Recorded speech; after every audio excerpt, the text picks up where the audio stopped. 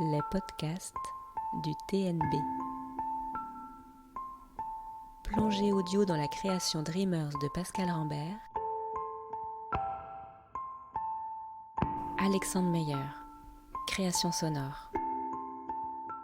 Alors, je m'appelle Alexandre Meyer, je suis musicien, compositeur, en l'occurrence sur le spectacle Dreamers.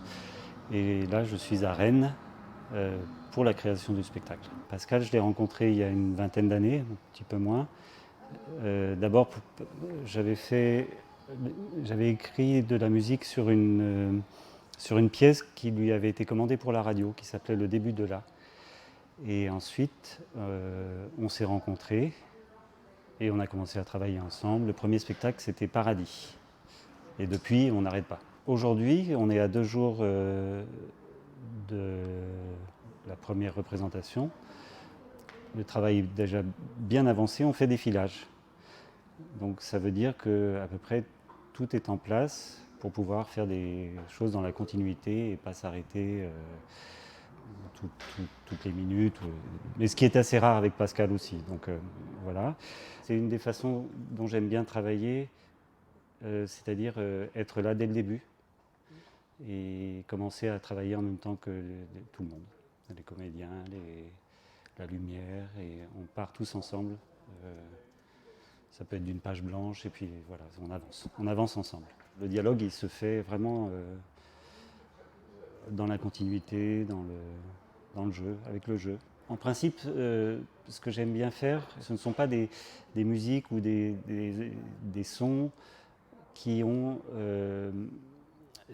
un top précis.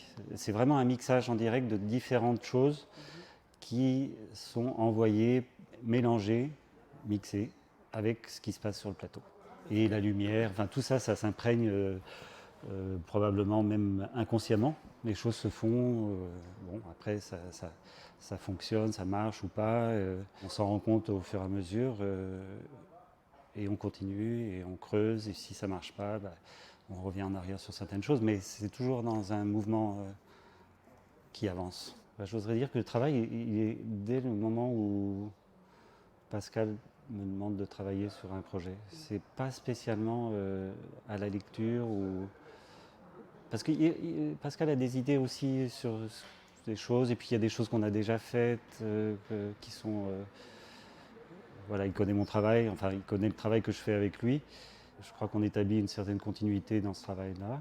C'est pas à proprement parler de la lecture qui m'inspire, ça me permet après éventuellement d'assembler des choses, mais c'est vraiment au tout début des premières répétitions où en fait je commence tout de suite. Je commence tout de suite à mettre du son, à faire des choses, à essayer des choses.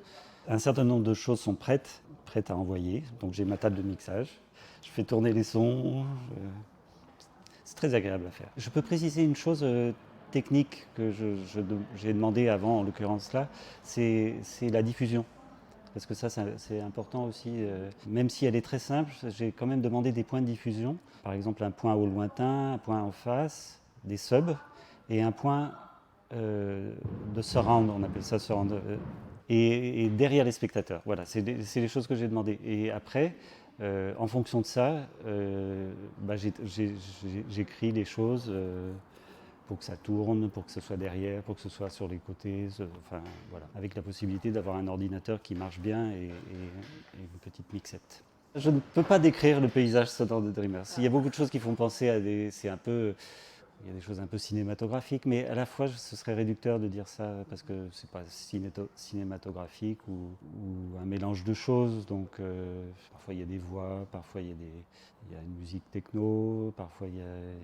Enfin voilà, c'est assez difficile. Enfin, je sais pas faire ça, je sais pas décrire. Écoutez tous nos podcasts sur le magazine du TNB, t-n-b.fr.